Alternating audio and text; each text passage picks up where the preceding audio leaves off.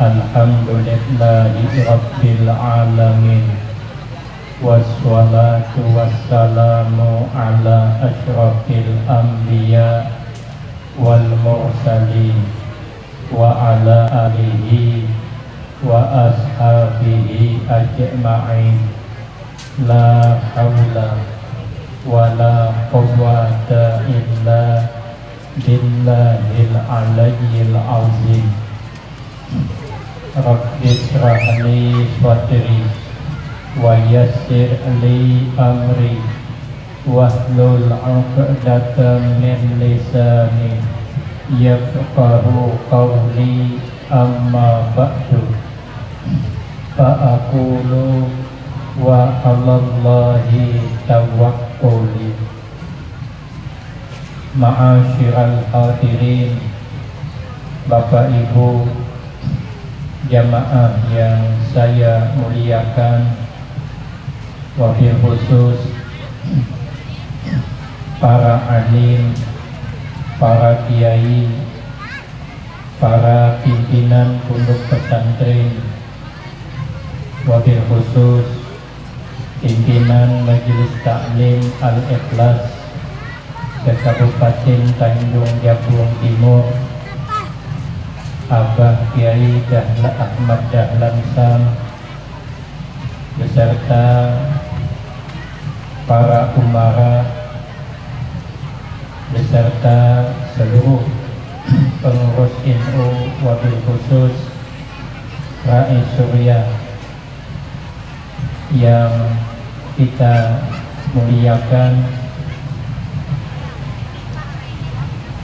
segenap panitia, wabil khusus Abah Kiai Dimyati, grup hadirah, para bansir, tokoh-tokoh masyarakat, orang-orang tua kita yang alhamdulillah dapat hadir dalam kesempatan ini yang sama-sama kita hormati dan yang kita muliakan. Kemudian terima kasih saya sampaikan kepada segenap panitia dan pimpinan. Terima kasih atas kesediaannya yang telah memberikan waktu dan kesempatan guna agar supaya dapat mengisikan dalam rangka pengajian yang diadakan di tempat ini. Mudah-mudahan kehadiran kita di tempat ini menjadikan sebab Allah turunkan rahmat di tengah-tengah kita, sehingga kita dipilih oleh Allah menjadi orang yang hidup bahagia di dunia dan bahagia di akhirat. Amin, Allahumma amin. Perkataan Mbah Yai Umar Semarang, kata beliau, tanda-tanda orang bahagia itu ada 5. Yang pertama, rezekinya lancar, walau tidak banyak tapi lancar. Walau makan lauknya ikan asin tapi lancar, 2 kali nambah. Daripada makan lauk daging 2 hari berimpus di rumah sakit, macet 2 hari. Bagus makan lauk ikan asin 2 kali nambah daripada makan lauk daging 2 hari di rumah sakit. Ibu-ibu milih lauk ikan asin atau lauk daging? Itu baru pintar. Kalau milih lauk ikan asin itu makanya ada mau sugi-sugi. Ikan asin manja. Yang penting rezeki lancar, yang penting sehat, walau sedikit itu orang bahagia. Karena kalau banyak penyakit berarti agak berkurang kebahagiaan. Maka kita minta dengan Allah na'iman la yanfadu, nikmat yang tak pernah hilang. nikmat yang tak pernah putus. Karena itu adalah tanda orang bahagia satu. Yang kedua, kata beliau, tanda orang bahagia itu mesti ibadahnya kuat, ibadahnya semangat. Kenapa? Sebab karena didasari dengan ikhlas, cocok dengan nama pengajian kita, Al-Ikhlas. Orang beramal ikhlas itu seperti gula. Gula itu tak pernah disanjung orang, tapi gula selalu disalahkan. Tapi gula tidak pernah berubah rasa. Mau masuk ke air mana saja, gula tetap larut manis. Walaupun gula tak pernah disanjung. Masuk ke warung kopi, sekalinya kopinya kemanisan, yang disalahkan gula. Ini kebanyakan gula. Masuk lagi besok ke warung kopi, sekalinya kopinya pahit, dibilang lagi ini kesedikitan gula. Masuk ke warung kopi yang ketiga, pas ukurannya gula dengan kopi, yang dipuji siapa? Ini baru mantap kopinya. Kena giliran penyakit gula lagi. Ini kena penyakit gula orang ini katanya. Tapi gula walau selalu disalahkan tak pernah dipuji. Gula tak pernah berubah rasa. Mau masuk ke mana saja, gula tetap manis. Maka orang beramal ikhlas itu tak pernah berubah rasa. Sekali semangat beramal, tidak akan pernah mundur ke belakang. Seperti panasnya api. Api itu sekali panas tetap panas.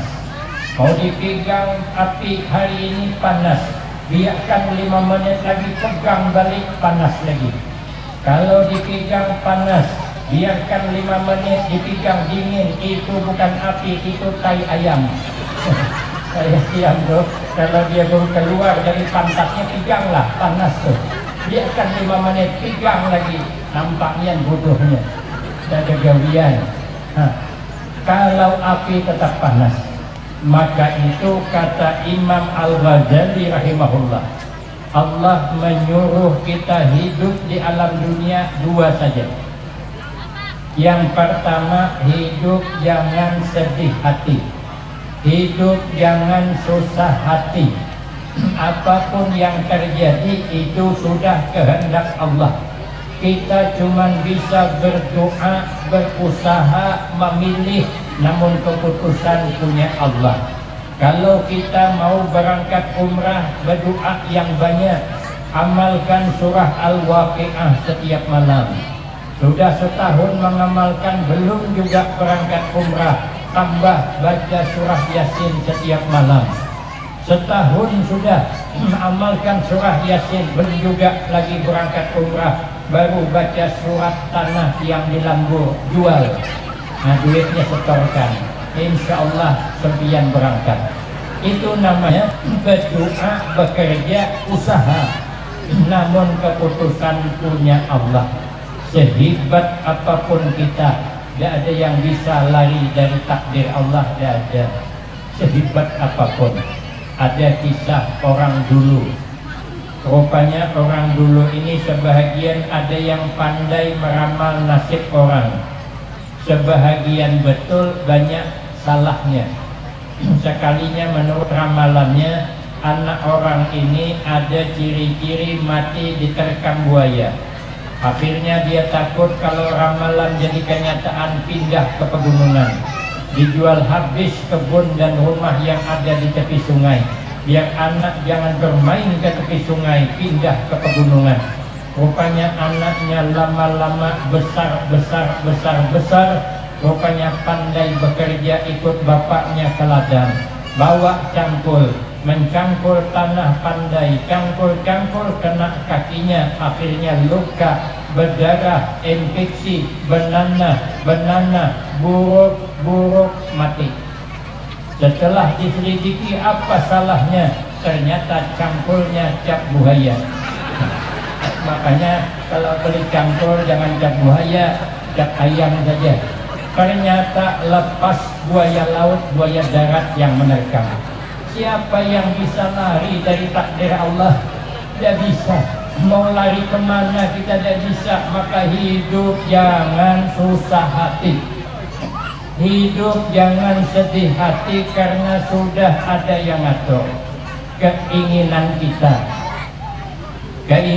kita ini jadi orang sugih.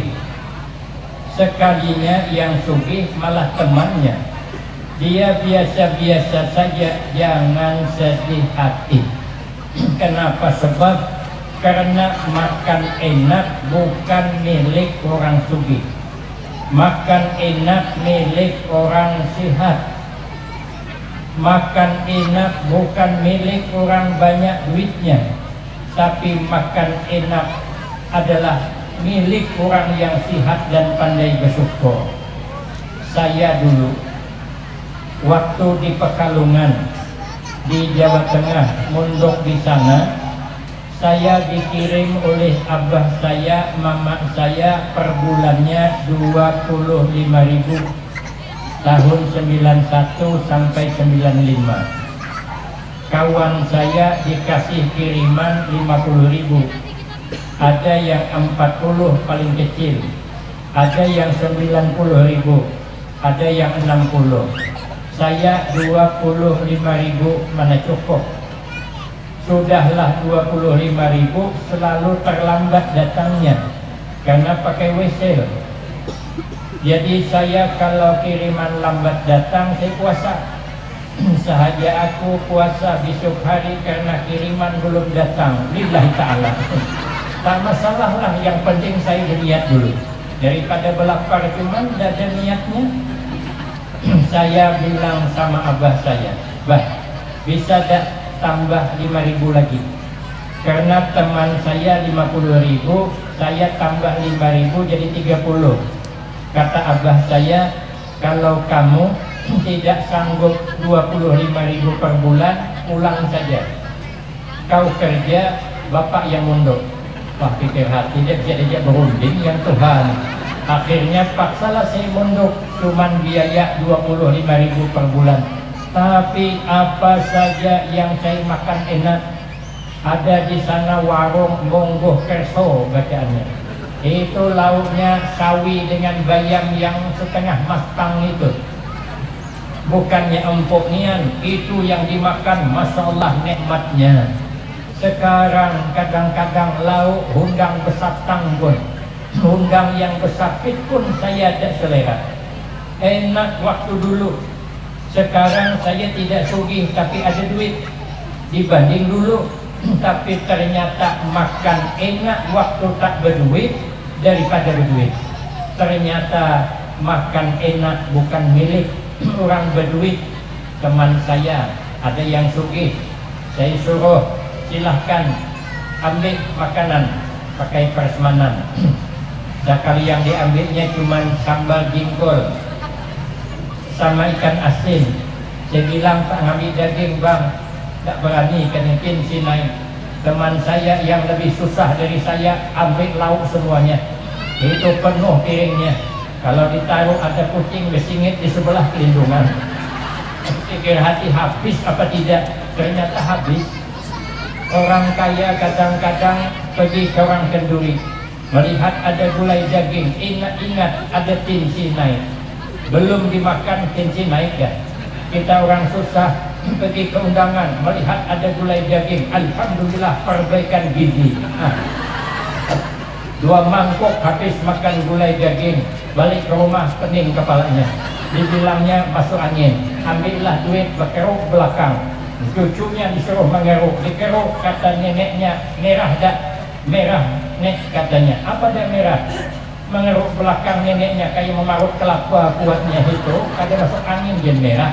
Tapi sangkaannya masuk angin, habis berkeruk sihat. Kenapa? Allah membalas hamba sesuai sangkaannya. Ana inda zanni abdi bi fal yadunna bi khairan. Kata Allah, saya membalas kepada hamba sesuai dengan sangkaannya kepadaku, maka sangka baiklah olehmu kepadaku. Lah kalau kita berduit kan diperiksa terus kesehatan. Macam mana sangka baik tahu tensi naik? Kalau kita yang tidak pernah periksa nih, aman. Maka ada di Kalimantan sana orang umur 70 tahun lebih dah, sihat orangnya. Ditanya oleh dokter, Pak, sempian sudah berapa usianya? 70 lebih. Ada penyakit mbah? Tidak ada. Tensi mbah normal, asam urat tidak pernah, jantung bagus. Laku mbah 70 umur tidak ada punya penyakit, apa amalannya? Kata beliau, jangan diperiksa. Iyalah kalau ada diperiksa mana ada penyakit, coba kira periksa kalau ada tumpang tinggi penyakitnya. Yang penting sehat. Tidur nyenyak bukan milik orang sugih. Tidur nyenyak milik orang yang pikirannya tentram. Kadang-kadang jadi orang sugih tidurnya tidak nyenyak, apalagi baru beli mobil, baru terpejam sedikit ada orang lewat, terpaksa buka pintu, disinter pakai batu yang 10 tuh. Takut kalau kehilangan mobilnya. Beli pumpung baru, air pasang dalam, dak keruan tidur, takut kalau pumpung dicuri orang. Tapi kalau kita tak punya pumpung, aman. Walaupun banyu dalam melimpah sampai ke atas, nyenyaklah kita tidur. Kenapa? Karena kita tidak punya pumpung. Ada perahu jungkung di bawah pulung, sudah betingkuluk pula, itu tidak bisa diturunkan, bucurnya dia 6. Kalau diturunkan belum dinaiki, karam duluan sudah. Aman kita. Orang sugih baru tertidur, ada suara tikus saja dikira maling, semalaman tidak tidur. Kita orang susah, suara maling mau naik dikira tikus, tidurlah pula. 2 kali dilangkahi maling, tidak masalah. Apa yang dicuri maling? Cuman ada itu dapur harang satu, itu pun berikat dawai di atasnya sudah. Kalau diangkat dapurnya, tertinggal pantatnya. Apa? Aman. Maka jangan sedih hati. Jadi orang sugih, alhamdulillah. Tidak jadi sugih, sudah nasib. Mau diapakan? Jangan sedih hati. Keinginan kita punya anak, anaknya cantik. Sekalinya yang lahir anak orang yang cantik. Anak awak kesian, mirip sabut kelapa terendam 6 bulan. Biarlah. Kenapa? Sebab hidup bahagia bukan milik orang cantik, bukan. Kadang-kadang orang cantik tidak menjamin dapat suami gagah. Orang gagah tidak menjamin dapat istri cantik. Buktinya Siti Nurbaya kawin dengan Datuk Meringgi. Kurang apa Samsul Bahri? Aku nonton filmnya kemarin. Tapi ada orang gagah dapat istri cantik, contohnya saya. Saya ini istrinya kayak Ayu Tenteng, lah saya kayak Afgan. Lah orang bilang, orang Kalimantan Timur, saya ke sana kemarin, ada Julak Atoy buat video sama saya, judulnya Guru Afgan. Saya kemarin baru di Berau sana, Kalimantan Timur. Di sana saja mantan bupati bilang saya mirip Afgan. Saya pergi ke Kalimantan Selatan, orang bilang mirip Afgan. Pergi ke Riau, orang bilang saya mirip Afgan. Saya saja tidak sadar kalau sini gagah. Saya panggillah santri saya, coba putarkan kasetnya mana yang nama Afgan.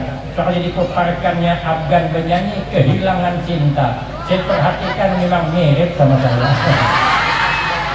Nah, lagian orang cantik dengan orang gagah tidak menjamin dia lebih bahagia dari kita. Kadang-kadang istrinya cantik, suaminya gagah, setahun pernikahan masuk berita pernikahan di ambang pintu perpisahan. Sementara teman kita ada wajahnya pas-pasan sampai mati tidak bercerai.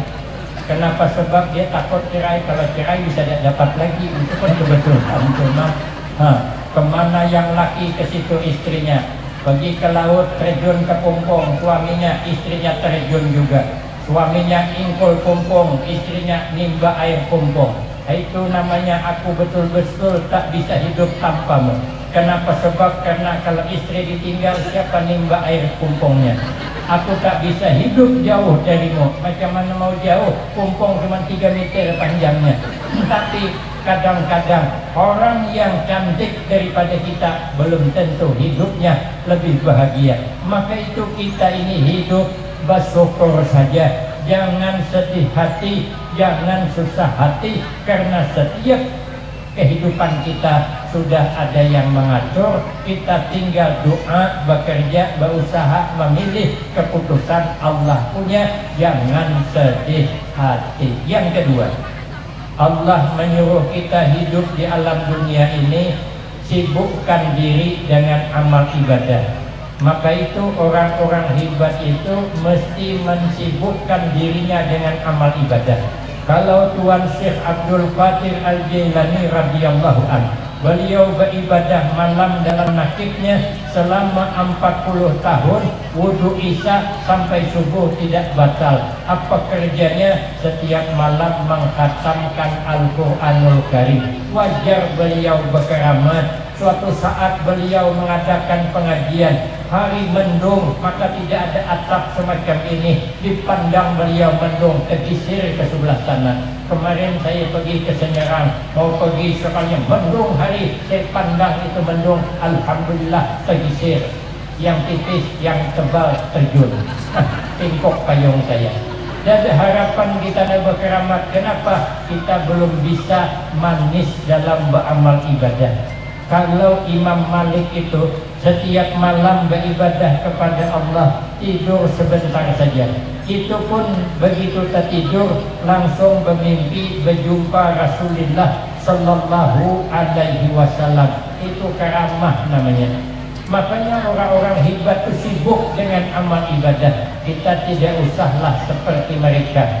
Paling tidak kita kalau berada di pengajian sedang beramal, merasa nyaman, jadilah kita beramal ini merasa nyaman.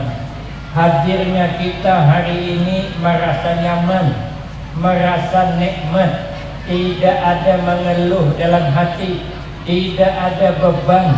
Kenapa? Karena kita sadar pahala hadir di majelis ilmu semacam ini, pahalanya kata sahabat Abu Hurairah, ahabbu ilaina min alfi rak'atin tatawu'an, lebih aku sukai daripada pahala sembahyang sunat 1000 rakaat. Bahkan ada yang mengatakan lebih baik daripada mengantar jenazah 1000 orang ke pemakaman. Kapan kita bisa mengantar jenazah 1000 orang ke pemakaman, apalagi tinggal di kampung? Kadang-kadang orang mati setahun sekali, itu pun bertolak-tolakan. Tidak ada yang maunya duluan. Saya pun kalau disuruh milih belakangan, ialah sempian duluan, atau dibalik, sempian duluan, saya belakangan. Serahlah yang mana mau. Saya belakangan, sempian duluan, atau sempian duluan, saya belakangan. Apalagi tinggal di kampung cuma 20 orang. Kalau hari-hari mati 20 hari cuma tutup kampung, tidak ada berorang lagi. Tapi kita hadir semacam ini, pahalanya lebih baik daripada mengantar jenazah ke pemakaman 1000 orang. Maka kita beribadah hari ini merasa nyaman. Maka itu orang bahagia mesti senang dengan amal ibadah. 2. Yang ketiga kata beliau, tanda orang bahagia itu punya anak, anaknya taat kepada Allah, bakti kepada kedua orang tua. Makanya kuncinya kita kalau ingin membuat orang tua bahagia, maka berbaktilah kepada kedua orang tua. Apapun alasannya, berbakti dengan kedua orang tua. Tidak disuruh membalas, karena kalau kita membalas jasa orang tua tidak sanggup. Tapi cukup berbakti, pelihara kedua orang tua sampai beliau meninggal. Maka begitu beliau meninggal, kita ingat haulnya.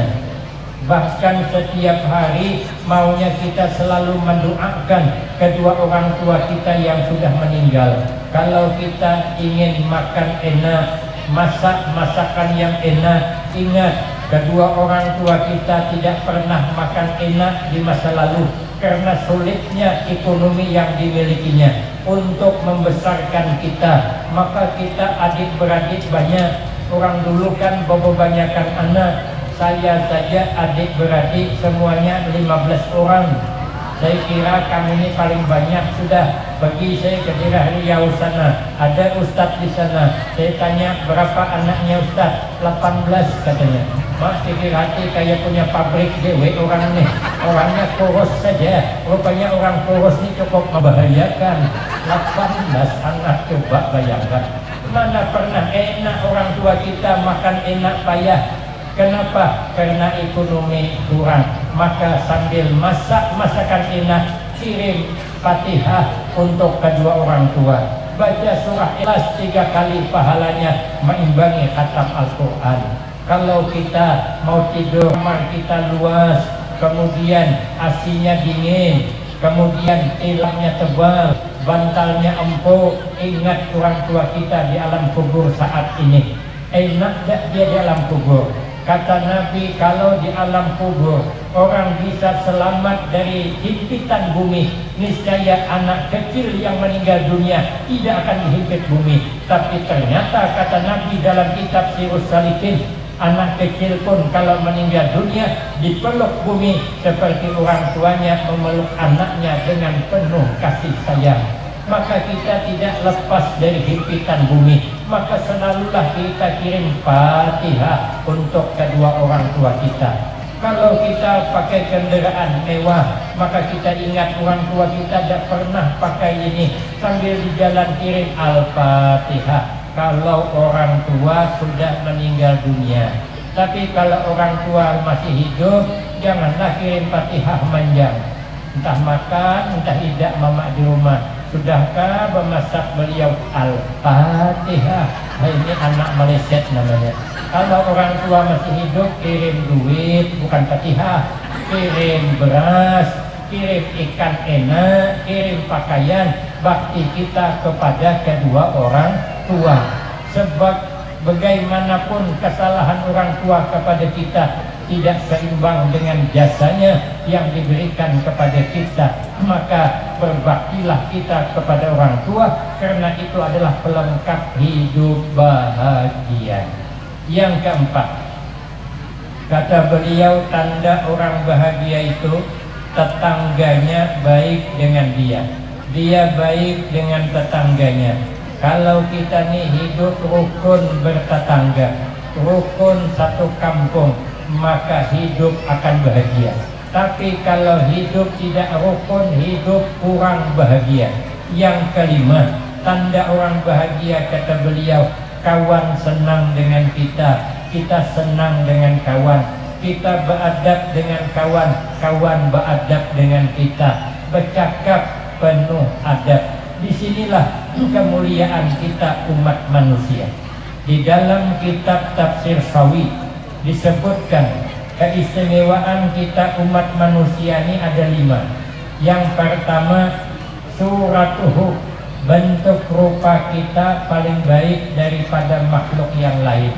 Kepala ditaruh di atas, kaki di bawah, itu bagus sudah, jangan dibalik-balik lagi. Kepala di atas harus dimuliakan, kaki mendukung kepala. Artinya hidup nih kalau mau indah, kita yang di bawah memuliakan yang di atas, adik memuliakan kakaknya. Tapi kakak harus sadar diri, kenapa dia jadi kakak? Karena ada adik, maka sayangilah adiknya. Anak memuliakan ibu bapaknya, tapi ibu bapak juga sadar kenapa dia jadi bapak, karena ada punya anak. Kalau ada punya anak berarti tidak bapak, maka sayangi anaknya. Paman kita muliakan, dan terus ke atas kita muliakan. Makanya apa saja yang berkait dengan orang mulia kita muliakan. Kakak kita muliakan, dia menikah dengan laki-laki, maka kakang itu juga kita muliakan karena dia berkait dengan kakak kita. Kepala dihormati, bergurau silahkan, tapi jangan naik kepala. Apa yang berkawan kepala dihormati, kopiah dihormati, kopiah kawan bertaruh di depan, kita singkirkan pakai kaki, marah orang. Tapi kalau sendal walaupun mahal disingkir dengan kaki tidak ada marah, dipijak orang pun tidak ada marah. Di sendal kan ada pijak orang tadi, itu masalah. Tidak ada marah, kenapa? Walau mahal sendal dia kawan kaki, tapi kopiah walau murah tapi dia berkawan kepala. Kalau bisa kita menghargai orang di atas, kita di atas menyayangi di bawah, maka hidup akan jadi mulia. Kemudian tangan dua, itu kehebatan kita. Dikasih Allah tangan dua, kaki dua, indah. Tangan kanan gatal, tangan kiri menggaruk. Tangan kiri gatal, kanan menggaruk. Giliran beli durian, tidak bisa buka sebelah tangan, dua belah. Ada disuruh, langsung gotong royong dia. Sudah dikoyak durian, terbuka, yang ngambil kanan, kiri tidak ada diajaknya lagi, kesian. Tadi membuka sama-sama, giliran makan durian tak diajak. Caranya kebanyakan makan durian sakit perut, berak, yang nyuci siapa? Kiri. Tapi kiri dia tidak protes. Hidup ini yang bagus jangan protes, jangan kehihirian. Tengok tangan dari kehihirian. Tapi tangan kanan pula dia toleransi. Kalau kerja dia yang ada duit beli galang jam, yang kiri makai. Ada duit beli cincin, yang kiri makai. Kanan mengalah dia. Tapi giliran menyuci kotoran kiri, artinya apa? Hidup ini yang indah, jangan dengki dengan orang, jangan suka iri dengan orang yang mengakibatkan dengki. Jangan seperti dua telinga ini bertetangga tapi tak pernah ketemu, dia dengki terus. Kalau banting-anting sebelah kanan, yang kiri mau juga. Kalau dia ada tahan kedua-duanya, dia boleh banting-anting. Ini jangan semacam itu. Ini tubuh kita ini pelajaran untuk kita. Kalau hidup hendak bahagia, jangan saling iri dengki kepada sesama kita, maka hidup akan indah. Lalu kita dikasih Allah telinga dua, sebelah kanan satu, kiri satu. Kenapa tidak digandingkan saja dua? Padahal kalau digandingkan kan lebih mantap dorongnya. Jadi kalau pekak yang satu kan masih ada sirapnya. Tapi kenapa ditaruh bersebelahan? Ini isyarat kepada kita, kalau kita ingin menilai sesuatu, dengarkanlah dua belah pihak. Yang pihak kanan didengarkan, yang kiri didengarkan, baru ikut menilai. Kalau anak kita berkelahi dengan lakinya, mengadu dengan kita, jangan langsung melawankan. Tanya minatulah, kenapa kau marah-marah dengan istrimu? Ternyata anak kita yang salah. Kata suaminya, bu, saya bukan marah, saya mengingatkan cuman dia nih suka berhutang, keliling pinggang hutangnya sudah kredit baskom belum lunas, dan kredit imber pula dia. Terus sendal yang tuh 3 pasang tidak dipakainya, tidak beli sendal tinggi pula. Awal pendapatan cuma dikit, jadi kuingatkanlah kapan kita menabung. Setelah dia marah, untuk apa punya suami beli sendal tinggi saya tidak sanggup. Marah, balik dia, ternyata anak kita yang salah. Tapi kalau kita langsung membela, ternyata minantu yang betul, malu kita. Nanti katanya kalau kita ini suka mendengar sebelah pihak saja, nanti kalau kita mati kupingnya busuk sebelah. Apalagi memang bercurek waktu di dunia, makinnya tambah bercurek di sana. Maka cureknya api neraka pula. Makanya isyarat kepada kita, jangan suka menilai kecuali mendengar kedua-dua belah pihak. Kemudian dijadikan Allah kita mata dua, ditaruh di depan keduanya. Kenapa tidak ditaruh di belakang satu? Padahal kan kalau mata ditaruh di depan satu, belakang satu kan enak. Kalau orang manggil di belakang tidak payah mandang lagi, karena sudah ada persiapan mata. Orang minta itu tidak bisa. Tapi kenapa mata dua-duanya di depan? Isyarat kepada kita, kalau hendak hidup selamat, hidup tentram, hidup nyaman, pandang masa depan. Kalau berjalan jangan suka mandang ke belakang, nanti jatuh kita.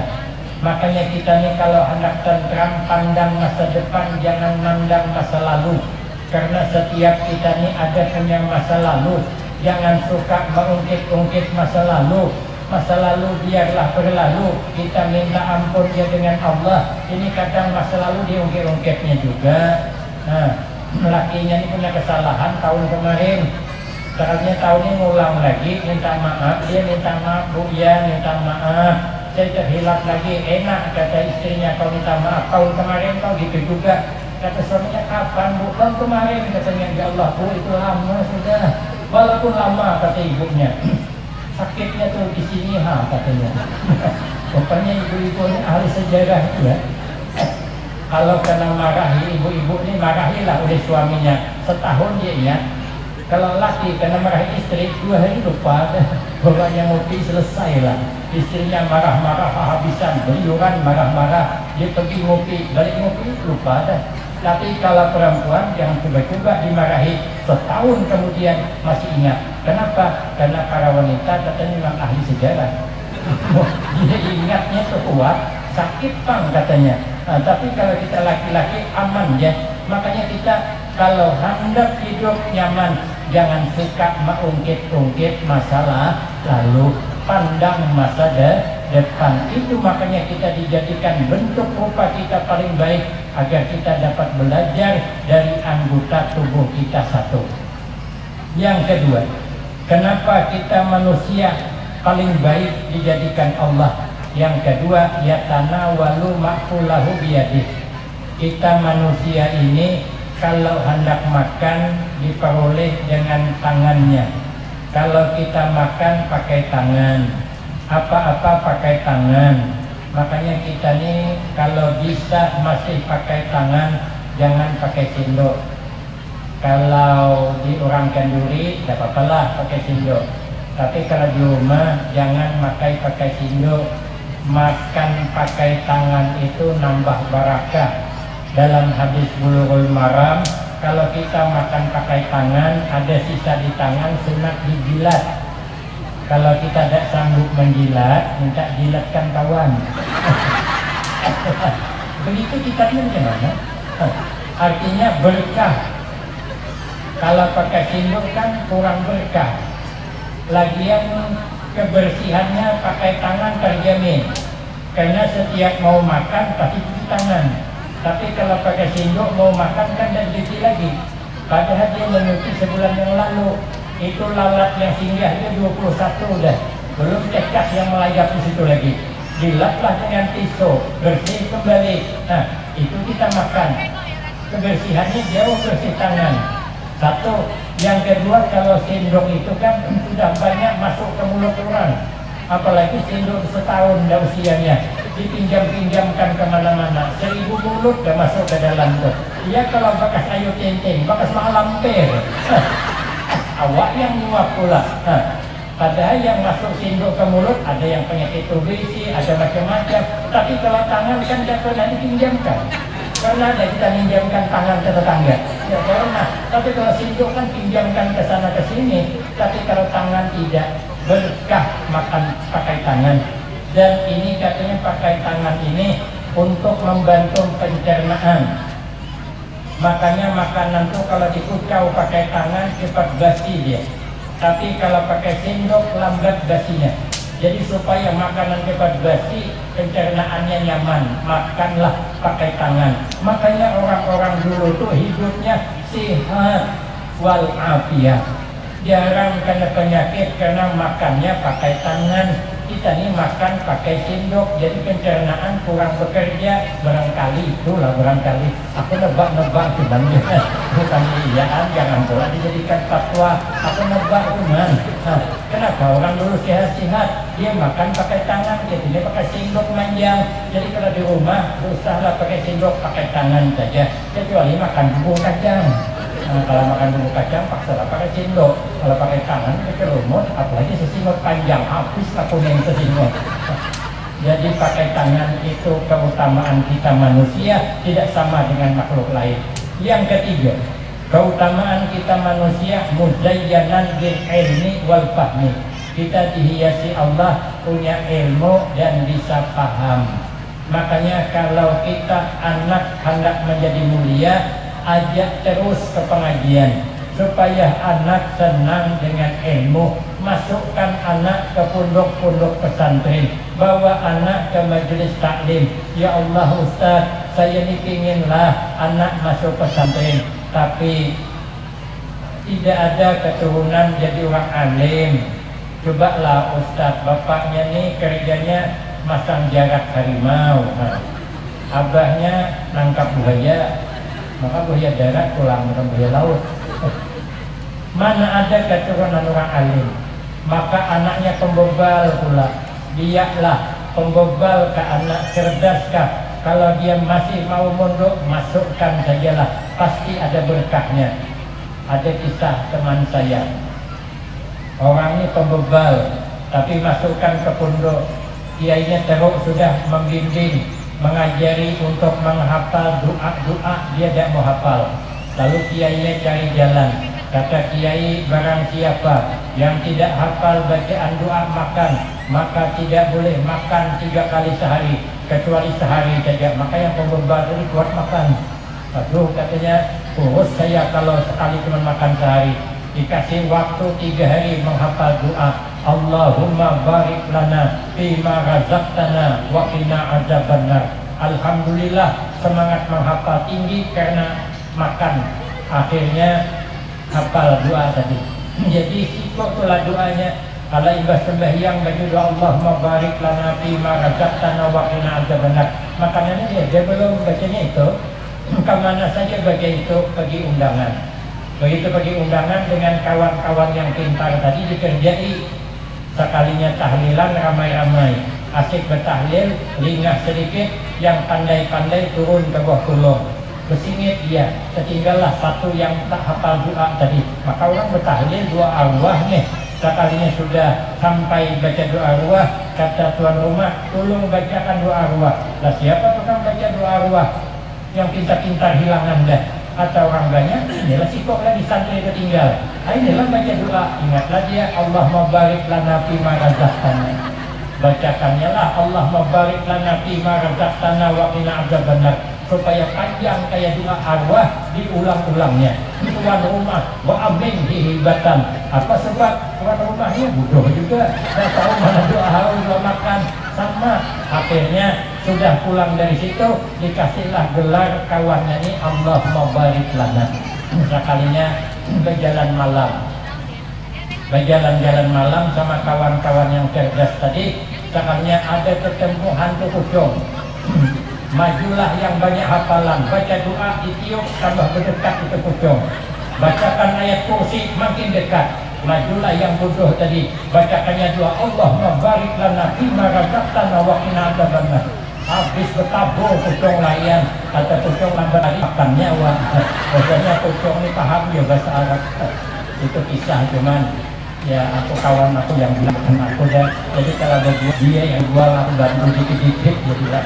Makanya kata kiai kami, Kiai Hasanuddin Al-Maktulah Pekalongan, kita ini adakah keturunan orang alim, idakkah? Sudah masukkan saja ke pondok, nanti pasti ada manfaatnya. Jadi kata kiai itu, ada di kampung itu guru punya anak laki-laki 4 orang, masukkanlah ke pondok keempat-empatnya. Sudah cukup tahunnya disuruh pulang.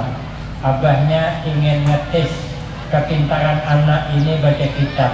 Panggil mbahnya sebagai saksi cucunya baca kitab. Kata abahnya, kau baca kitab yang paling tua. Kata anaknya, Pak, saya tidak bisa baca kitab. Kata bapaknya, apa yang kau buat di pondok? Lama-lama mundur tidak bisa baca kitab yang kecil ini. Saya Pak di pondok bukan mendalami kitab, tapi saya mendalami ilmu dukun mendukun. Waduh, kata bapaknya, kenapa kau masuk pesantren keluar jadi mbah dukun? Marah bapaknya. Kata mbahnya, anakmu jangan dimarahi, berkah munduk pasti ada manfaatnya. Abahnya berdiam karena tidak berani dengan mbahnya. Suruh lagi yang kedua, kau nak baca kitab, kau yang kedua nih harus bisa. Kata anaknya, Pak, minta maaf, saya belum bisa baca kitab. Kata abahnya, apa kau buat di pondok? Saya bah di pondok belajar ilmu patri mempatri.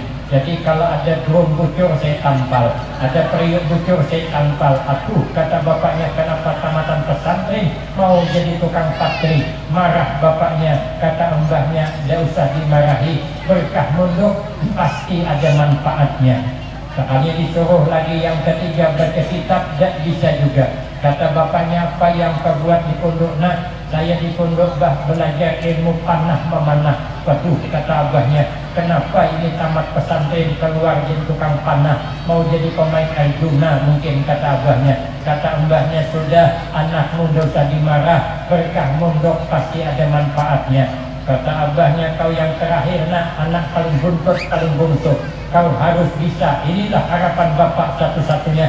Kami juga tidak bisa. Kata abahnya, apa kau buat di pondok nak? Saya di pondok bah, katanya belajar ilmu terbang. Waduh, kata abahnya, mau jadi main pak lama lampir orang ini. Kenapa? Kata abahnya, masuk pondok keluar maka tidak jadi pemain mak lampir. Kata mbahnya, tidak usah dimarahi, berkah mondok pasti ada manfaatnya.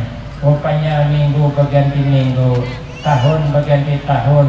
Di zaman itu zaman kerajaan, raja kehilangan anak yang cantik jelita, sudah teruk mencari tidak ketemu-ketemu. Akhirnya raja buat sayembara, siapa yang dapat menemukan anaknya dengan selamat dikasih hadiah yang besar, dan kalau laki-laki diambil menantu dijadikan suaminya.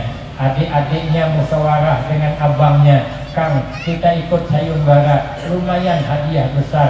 Kata kakangnya, dek, sadar dirilah kita ini kan orang tamatan pesantren, mana bisa bersaing di luar sana mencari anak raja yang hilang di mana tempatnya. Kata adiknya, kakang kan mbah dukun, coba dukun nih katanya.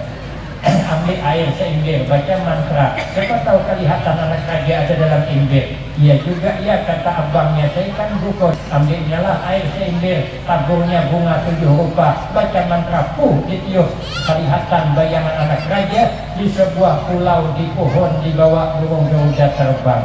Nah, kata abangnya, macam mana kita mau mengambil di sebuah pulau sana? Kita menyeberang tidak bisa. Kata adiknya, tenang, kita sewa perahu saja. Menyewalah perahu, berempat beradik mengayuh perahu menuju seberang sana. Sampai di tengah laut perahunya bocor.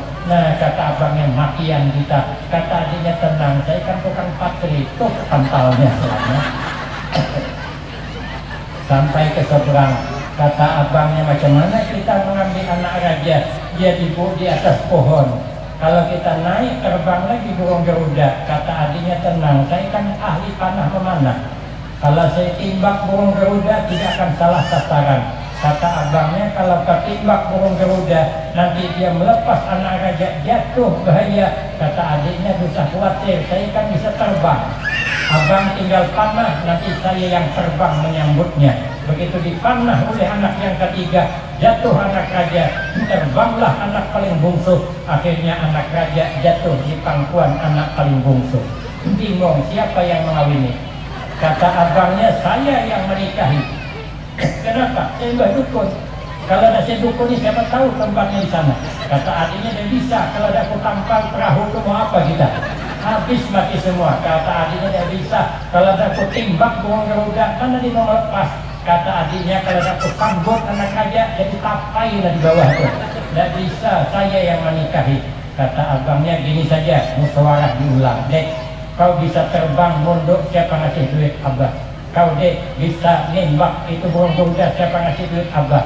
Kau dek bisa nampal perahu, siapa ngasih duit abah? Kata adiknya, abang jadi dukun, siapa ngasih duit abah? Kalau gitu sepakat saja kita, anak raja ini kasih sama abah saja.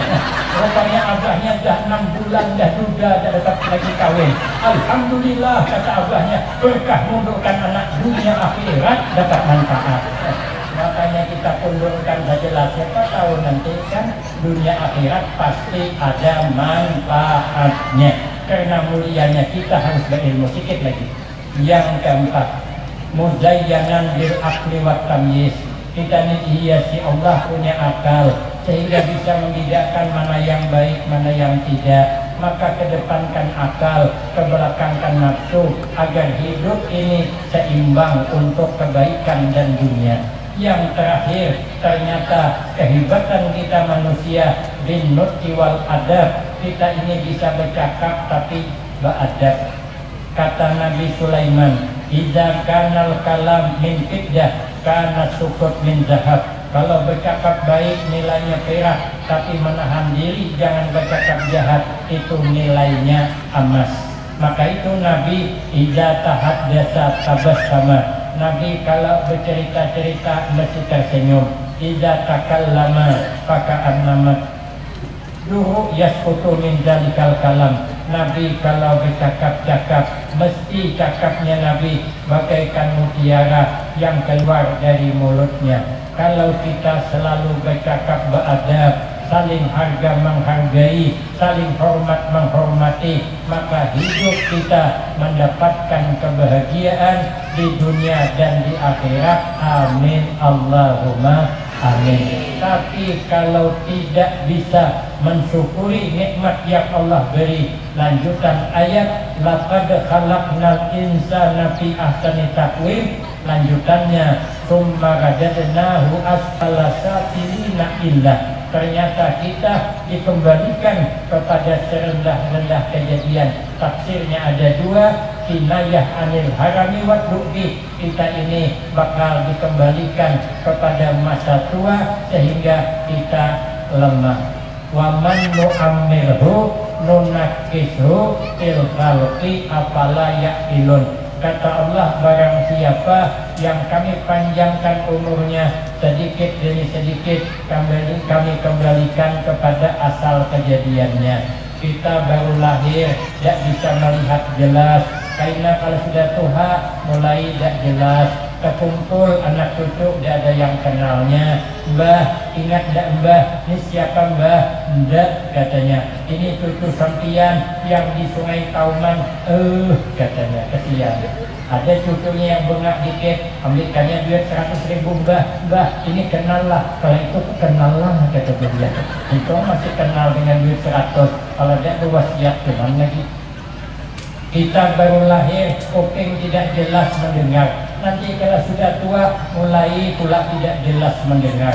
Kita waktu baru lahir, jalan ngisot. Nanti kalau tua, ngisot lagi. Kita bertingkaung, nanti tua tingkaung lagi. Kita waktu kecil berjalan berpigang-pigang di dinding. Nanti kalau sudah tua, migang-migang dinding lagi. Kita lagi kecil, gigi tidak ada. Nanti kalau sudah tua, gigi tidak ada lagi. Cuman ada perbedaan. Kalau anak kecil tak punya gigi, berebut orang mencium. Kalau sudah tua tak punya gigi, siapa mau mencium?